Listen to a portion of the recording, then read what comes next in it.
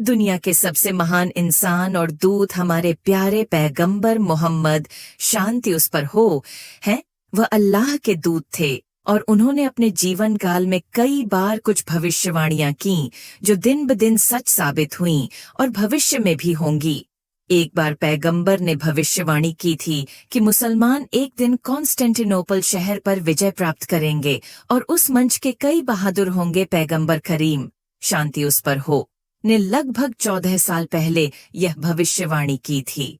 लेकिन उस समय जब पैगंबर ने शब्द कहे, मुस्लिम साम्राज्य केवल एक छोटे से शहर मदीना तक सीमित था। इसलिए पैगंबर की भविष्यवाणी का अविश्वासियों द्वारा उपहास किया गया था। यहाँ तक कि साथी भी बहुत आश्चर्यचकित थे, क्योंकि कॉन्स्टेंटिनोपल शहर यहूदियों का था और उस समय यहूदियों का साम्राज्य था। इतना कि कॉन्स्टेंटिनोपल मुसलमानों के लिए जीतने के लिए एक कल्पना के अलावा और कुछ नहीं था, क्योंकि उस समय यहूदियों की शक्ति बहुत अधिक थी। लेकिन अल्लाह के दूत ने भविष्यवाणी की थी कि यह होना ही था और साथियों ने भावनाओं पर विश्वास किया। इसलिए वे तब से कॉन्स्टेंटिनोपल शहर को जीतने का सपना देख रहे हैं।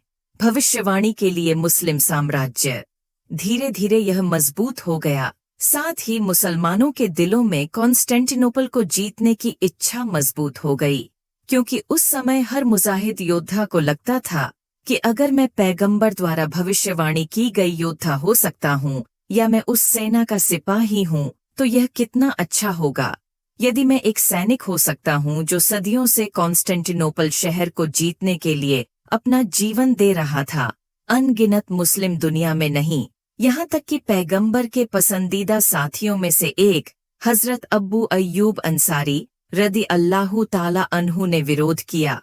किसी ने अल्लाह की कृपा और क्षमा की आशा में कॉन्स्टेंटिनोपल को जीतने की लड़ाई में भाग लिया, लेकिन वह उस लड़ाई में शहीद हो गए, जिसमें जीत हासिल करने के लिए अनगिनत मुसलमान शहीद हो गए, जो जानते थे कि महान रब्बुल अलामिन केवल 24 वर्ष के थे। जॉन की किस्मत शानदार लिखी गई और यह भाग्यशाली विजेता था सुल्तान मोहम्मद अल फातिह, जो ओटोमन वंश का 7वां सुल्तान था। उसकी बहादुरी और वीरता के लिए मुसलमानों द्वारा कॉन्स्टेंटिनोपल जैसा विशाल साम्राज्य बनाया गया था और उस समय कॉन्स्टेंटिनोपल शहर को अब इस्तांबुल के नाम से जाना जाता है। लेकिन क्या जीत हासिल करना इतना आसान था? कभी नहीं दिखा पाना कि इस जीत को हासिल करने में कितनी परेशानी हुई। 2012-1453 में एक ऐतिहासिक फिल्म रिलीज हुई थी जिसका नाम था साम्राज्य की लड़ाई फेट्टी 1453। हर रोज हम अलग अलग तरह की फिल्मों की कहानी देखते हैं, लेकिन आज कहानी कोई कहानी नहीं है, बल्कि यह हमारे मुस्लिम इतिहास के सबसे गौरवशाली अध्यायों में से एक है। इतिहास की वजह से पैगंबर, शांति उस पर हो, की भविष्यवाणी शक्ति मुस्लिम सेना की शक्ति में परिवर्तित हो गई थी। कॉन्स्टेंटिनोपल के आकाश में कालिमा का झंडा फहराया। आज के वीडियो में हम जानेंगे कि यह गौरवशाली इतिहास क्या है। कहानी तुर्क शहर से शुरू होती है। उस समय यह 1400 था। 29 मार्च 1925 को वहां के शासक सुल्तान मुराद द्वितीय थे। वह एक बहुत ही अल्लाह वीडियो मैन थे। उन्होंने हमेशा अल्लाह पर भरोसा किया और ज्यादातर समय वह खुद को अल्लाह ताला की पूजा करने में व्यस्त रखते थे। एक दिन वह अपने महल में बैठे सुरीली आवाज में कुरान पढ़ रहे थे। तभी उनके पास एक खुशखबरी आई, और वह यह कि आज सुबह अल्लाह ताला की कृपा से वह एक बेटे के पिता बन गए हैं। उनमें से कौन कहता है कि मैंने अपने बच्चे का नाम मोहम्मद अपने पैगंबर के नाम पर रखा है, ताकि अल्लाह ताला उसे इस नाम से पुण्यात्मा बना दे। मेरे पैगंबर ने कितनी मेहनत की है ताकि मेरा यह बेटा पूरी दुनिया में इस्लाम फैला सके और जीवन भर पैगंबर का अनुसरण कर सके। वह उस समय को याद करता है जब अरब समाज घोर अंधेरे में डूब रहा था।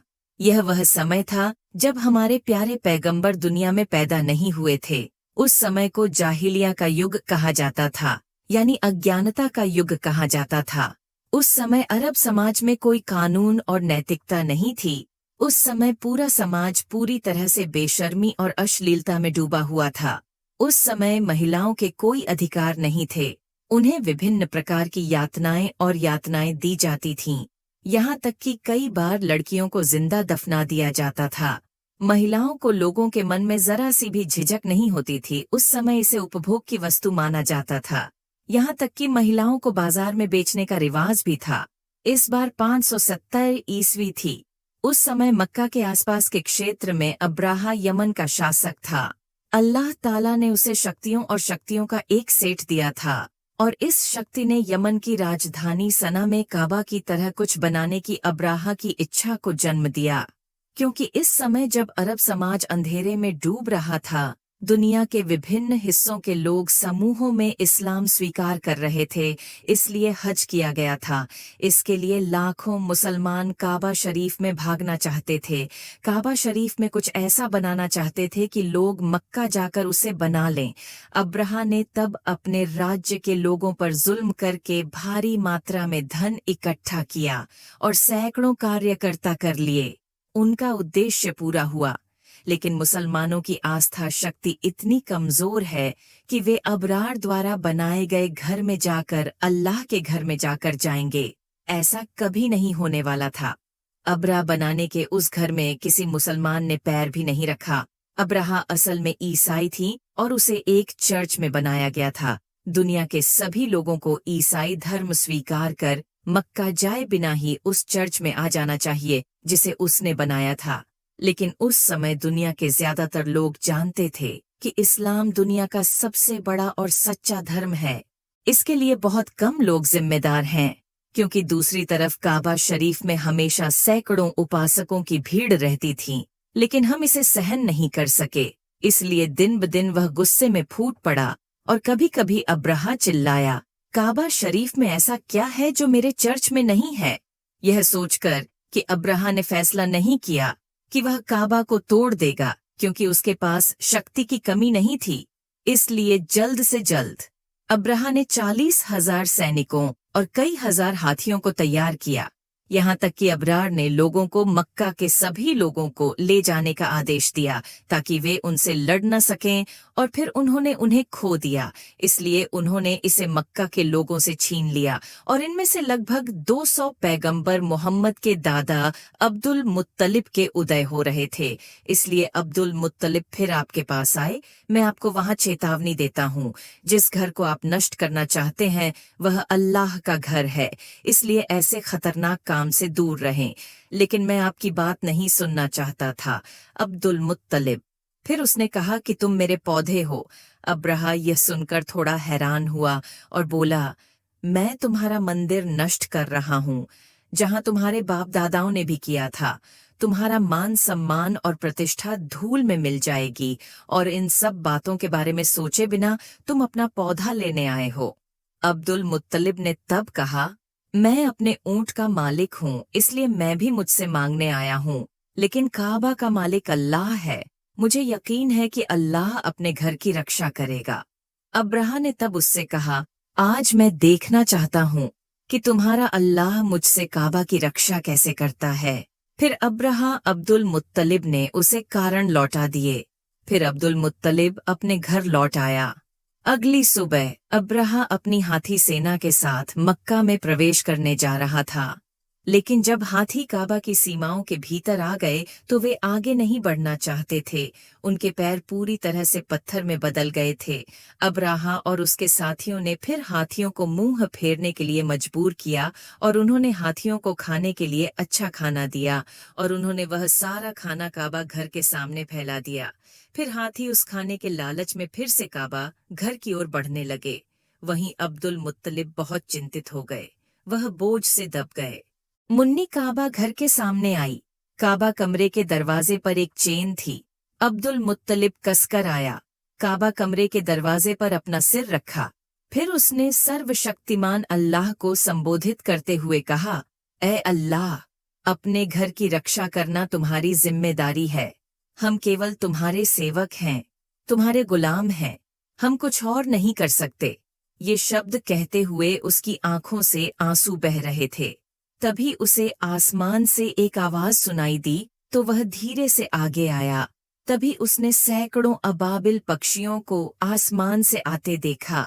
मक्का की ओर अब्दुल मुत्तलिब पक्षियों को देख रहा था और मन ही मन सोच रहा था कि शायद यह अल्लाह की रहमत है जो आज काबा घर की रक्षा करेगी। नहीं तो इतने सारे अबाबिल पक्षी यहाँ क्यों आ रहे हैं? और हर चिड़िया के साथ 3 पत्थर। मुंह में 1 पत्थर था और बाकी 2 पत्थर उनकी 2 टांगों पर थे। अब्दुल मुत्तलिब ने देखा कि सभी अबाबिल पक्षी काबा शरीफ को घेर रहे थे, यहाँ तक कि वे वहां काबा शरीफ की परिक्रमा कर रहे थे। अब्दुल मुत्तलिब, ये समझा जाता है कि दुनिया की कोई भी ताकत आज काबा शरीफ को नुकसान नहीं पहुंचा सकती है। फिर सभी अबाबिल पक्षी अब्रा के सैनिकों और हाथियों की ओर दौड़े। अब्राहा और उसके सैनिक अबाबिल पक्षियों को देखकर बहुत डर गए। उन्होंने भागने की कोशिश की, लेकिन तब तक सभी अबाबिल पक्षियों ने इब्राहिम और उसके सैनिकों पर बारिश की तरह अपने साथ पत्थर फेंकना शुरू कर दिया, ताकि हर पत्थर सैनिकों में प्रवेश करता दिखाई दे। एक पल में सैनिक वहां मर गए। अल्लाह ताला ने इन काफिरों को पूरी तरह से नष्ट कर दिया। यह सर्वशक्तिमान अल्लाह की कृपा से नष्ट हो गया। 40,000 सैनिकों और सैकड़ों हाथियों का वर्णन सोने के वर्णन में किया गया है पवित्र कुरान सूरह अल-फिल में, जहां यह कहा गया है, क्या आपने नहीं देखा कि आपके भगवान ने काबा को नष्ट करने आए हाथियों के साथ कैसे व्यवहार किया? क्या उसने उनकी साजिशों को विफल नहीं किया?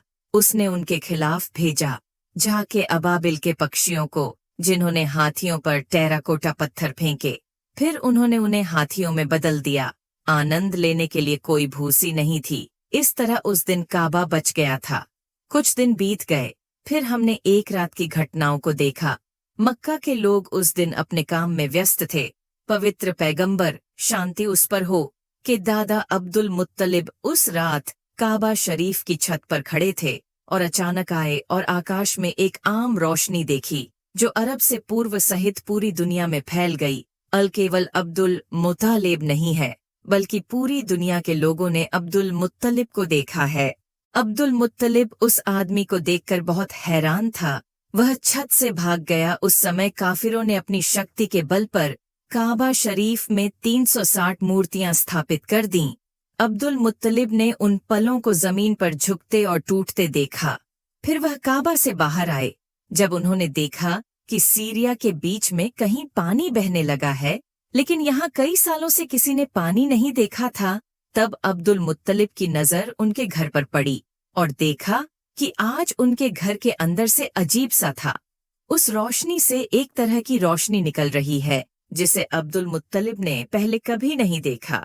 फिर धीरे धीरे अपने कमरे की तरफ बढ़ रहे हैं, लेकिन जब वह अपने कमरे के दरवाजे पर पहुंचे तो उन्होंने देखा कि माँ अमीना की गोद में एक बच्चे ने जन्म लिया है, जिसका शरीर असंभव मात्रा में दूध से निकल रहा था, और उस दिन का वह बच्चा हमारा लाडला पैगंबर मोहम्मद था।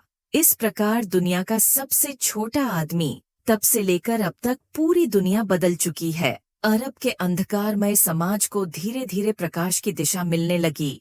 इस्लाम धर्म पूरी दुनिया में फैल गया, लेकिन सब कुछ इतना आसान था। इसके लिए हमारे पैगंबर को सैकड़ों दुहक, कठिनाइयां और दर्द सहने पड़े। कितनी बार हमारे पैगंबर को इस्लाम धर्म का प्रचार करने के लिए खून बहाना पड़ा। इस बात की कोई गिनती नहीं थी कि वह कितने समय तक रहे, फिर भी वह कभी नहीं रुके। उन्होंने अपने जीवन के अंतिम क्षण तक लड़ाई लड़ी। एक बार इस्लाम का प्रचार करने के लिए पैगंबर बने। उन्होंने भविष्यवाणी की कि मुसलमान एक दिन कॉन्स्टेंटिनोपल पर विजय प्राप्त करेंगे, और भविष्यवाणी को सच साबित करने के लिए बहादुर 1432 में पैदा होंगे। सुल्तान मोहम्मद अल फातिहा का जन्म उसी वर्ष हुआ था जिस वर्ष उनका जन्म हुआ था। दुनिया में कुछ चमत्कारी संकेत देखे गए थे। तब महान विद्वान कुछ हद तक अनुमान लगा सकते हैं कि सुल्तान मोहम्मद अल फातिह पिता सुल्तान मुराद के पास आए थे। उन्होंने तब सुल्तान मुराद को पैगंबर कहा। जिस नायक की आपने बात की, वह आपके बच्चे का शिविर हो सकता है, क्योंकि हमने दुनिया में कुछ संकेत देखे हैं। सुल्तान मुराद ये सुनकर बहुत खुश होते हैं और मन ही मन सोचते हैं, हालांकि वह महावीर नहीं हो सकते थे, लेकिन वह उस महावीर के पिता बन गए हैं। यह उनके लिए एक बड़ी उपलब्धि है, इसलिए अल्लाह ताला का शुक्र है। तब सुल्तान मुराद ने बचपन से ही अपने बेटे को हर चीज में दुखी किया, और उनके बेटे की शिक्षा के लिए कुछ शिक्षकों की नियुक्ति की गई, ताकि इस्लामी शिक्षा कम उम्र से ही उनके दिमाग को प्रभावित कर सके। सुल्तान मोहम्मद के पसंदीदा शिक्षक एक थे शमसुद्दीन। एक दिन वह सुल्तान मोहम्मद के पास आया और कहा कि तुम वह नायक हो जो कॉन्स्टेंटिनोपल को जीत लेगा। एक दिन तुम निश्चित रूप से पैगंबर की भविष्यवाणी को सच साबित करोगे। इंशाअल्लाह। मुझे गर्व है कि मैं आपका शिक्षक बन सका। सुल्तान मोहम्मद इस समय 11 साल का था, लेकिन इतनी कम उम्र में अनुभव हासिल करने के लिए वह एमसीएस सुनी थे। 12 जुलाई 144 को यूरोपीय ईसाइयों और सुल्तान महमूद के पिता सुल्तान मुराद खान के बीच 10 साल की शांति संधि संपन्न हुई और इसके तुरंत बाद सुल्तान मुराद सेवानिवृत्त हुए और सुल्तान मोहम्मद को अमास्या से वापस लाया और उसे अपने सिंहासन पर बिठा दिया। 12 साल की उम्र में उन्होंने सुल्तान मोहम्मद को हरा दिया और वे आसानी से ओटोमन साम्राज्य पर कब्जा कर लेंगे। क्योंकि उन्हें लगता था कि सुल्तान महमूद कमजोर है, इसलिए उन्होंने केवल 2 महीनों में 10 साल की शांति संधि तोड़ दी और उन्होंने ओटोमन साम्राज्य पर आक्रमण कर दिया। सुल्तान मोहम्मद ने तब अपने पिता को फिर से सिंहासन पर बैठने और सेना का नेतृत्व करने के लिए कहा, लेकिन पहले तो सुल्तान मुराद नहीं माने, इसलिए सुल्तान मोहम्मद उससे नाराज हो गए और उसे बताने आए कि क्या तुम सच में बच्चे हो? यदि आप सिंहासन पर बैठे हैं और सैनिकों का नेतृत्व कर रहे हैं और यदि मैं सुल्तान हूँ तो मैं आपको आदेश देता हूँ कि आप मेरे सैनिकों की कमान संभालें। नतीजतन सुल्तान मुराद को 10 नवंबर 144 को फिर से सिंहासन संभालने के लिए मजबूर होना पड़ा। फिर उन्होंने एक सम्राट और एक सेनापति का नेतृत्व किया और ईसाइयों को इस लड़ाई में बहुत ही दयनीय तरीके से हराया और इस लड़ाई को इतिहास में बरना की लड़ाई के रूप में जाना जाता है। इस बीच सुल्तान मोहम्मद प्रशिक्षण लगभग 7 साल बीत गए। सुल्तान मोहम्मद को देखने के लिए एक 22 वर्षीय युवक जिसने लगभग अपना प्रशिक्षण पूरा कर लिया है, अचानक एक दिन अपने पिता सुल्तान मुराद की मौत की खबर मोहम्मद को मिली।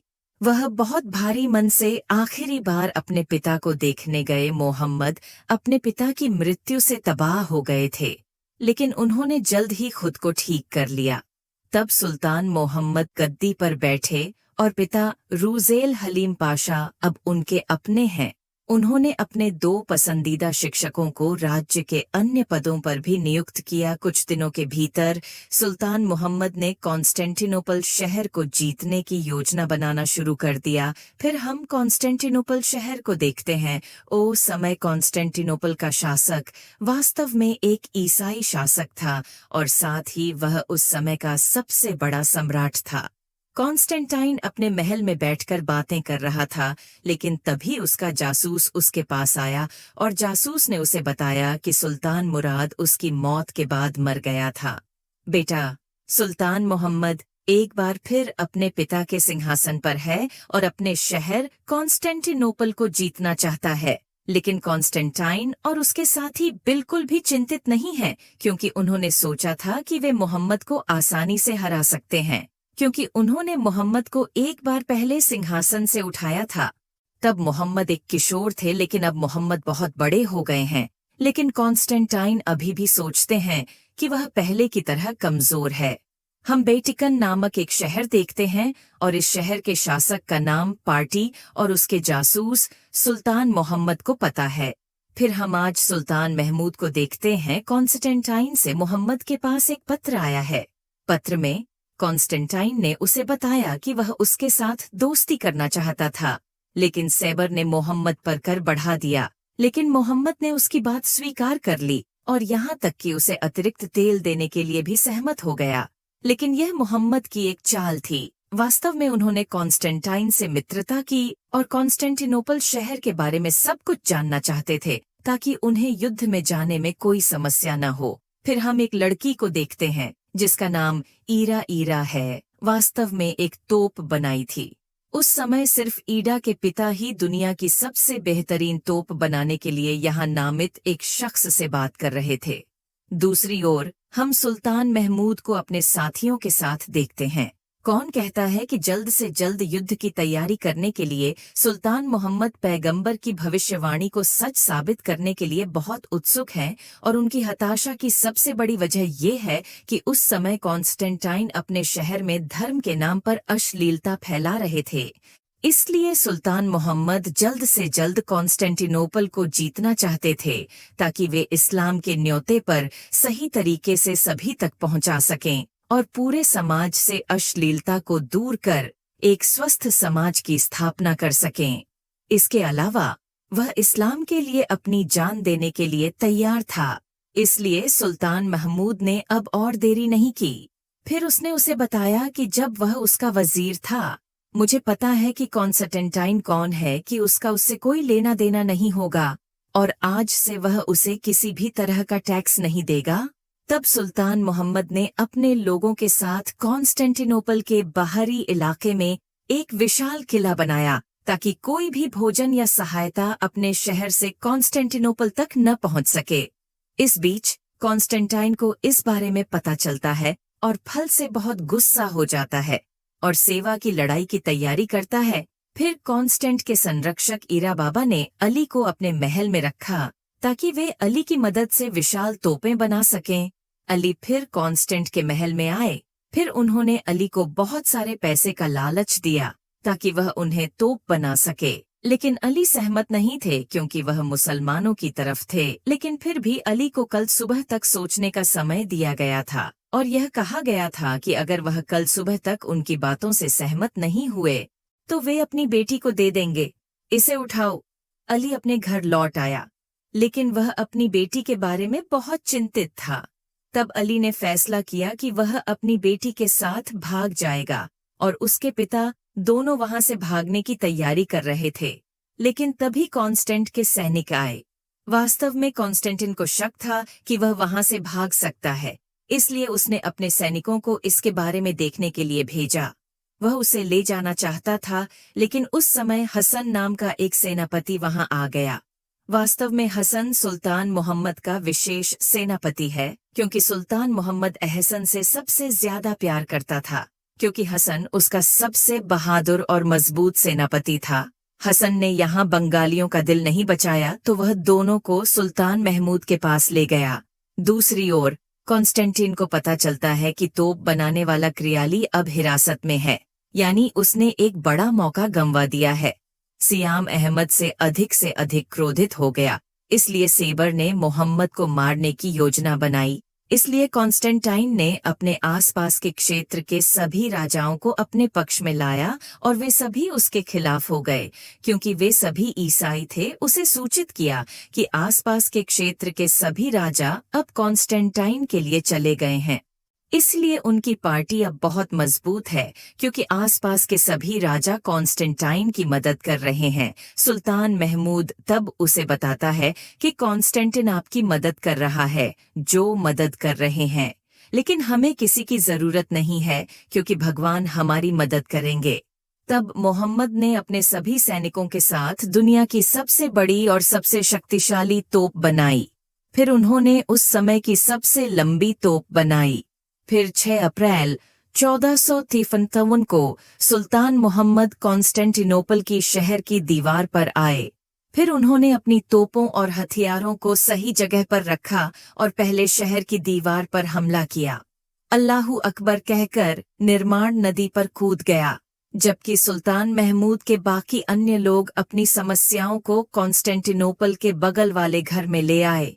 लेकिन वे कॉन्स्टेंटिनोपल शहर में नदी तक नहीं आ सके, क्योंकि कॉन्स्टेंटिनोपल नदी की सड़क जंजीरों से अवरुद्ध थी, ताकि सुल्तान महमूद के सैनिक युद्धपोत द्वारा उनके शहर पर हमला न कर सकें।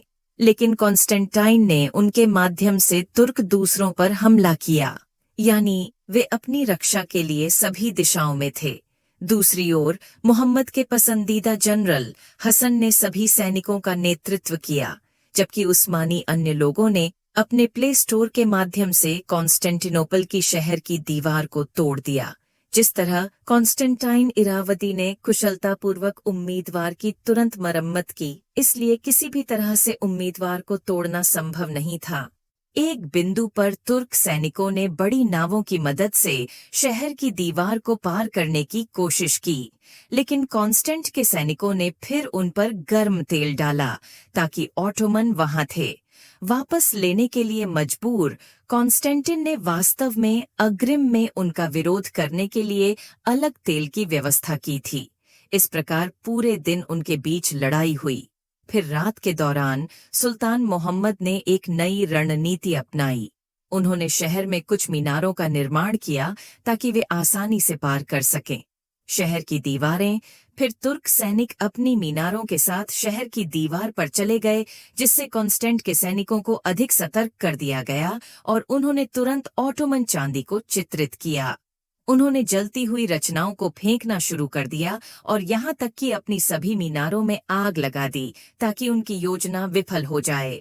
यहाँ सुल्तान महमूद को अधूरी शहादत मिली। बाद में उन्हें एक सामूहिक कब्र में एक साथ दफनाया गया। फिर मोहम्मद एक और नई योजना के साथ आए।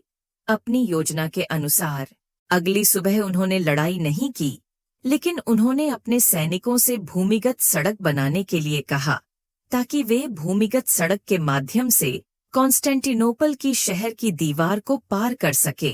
हो सकता है कि सैनिकों ने वैसा ही करना शुरू कर दिया जैसा उसने कहा था। उस दिन से उन्होंने भूमिगत सड़कों का निर्माण शुरू कर दिया। इस बीच अगली सुबह कॉन्स्टेंटाइन को लगता है कि मोहम्मद डर सकते हैं, इसलिए वह शेर युद्ध में नहीं आएंगे। यानी हो सकता है कि वे इस युद्ध को जीत गए हों। इसलिए वे प्रश्न और उसके साथियों के साथ रात में एक नृत्य उत्सव का आयोजन करते हैं, जबकि मोहम्मद के सैनिक बहुत अच्छी तरह से भूमिगत सुरंग बना रहे थे। लेकिन अचानक सुरंग नीचे आ गई तो कॉन्स्टेंट के सैनिकों ने उनकी उपस्थिति को भांप लिया, इसलिए वे सभी सुरंग में प्रवेश कर गए। इस बीच मोहम्मद के सैनिकों ने महसूस किया है कि वे अब जीवित नहीं रह सकते, क्योंकि वे कॉन्स्टेंट के सदस्यों के अनुरोध पर यहाँ आ रहे हैं, इसलिए वे वहाँ विस्फोट का कारण बनते हैं, इसलिए वे तुरंत मर जाते हैं। यानी योजना विफल हो गई। मोहम्मद बहुत टूट गए और उस दिन अपना दिमाग खो दिया। इसलिए अब मोहम्मद बड़े विद्वानों के साथ समय बिताने लगे, अपनी आस्था की ताकत और आत्मविश्वास बढ़ाने के लिए। यह सुल्तान महमूद का दिन था। लेकिन अचानक एक दिन अल्लाह की कृपा से सुल्तान महमूद के दिमाग में ऐसी रणनीति बन गई जिसकी पहले कभी किसी ने कल्पना भी नहीं की थी। दरअसल कॉन्स्टेंटिनोपल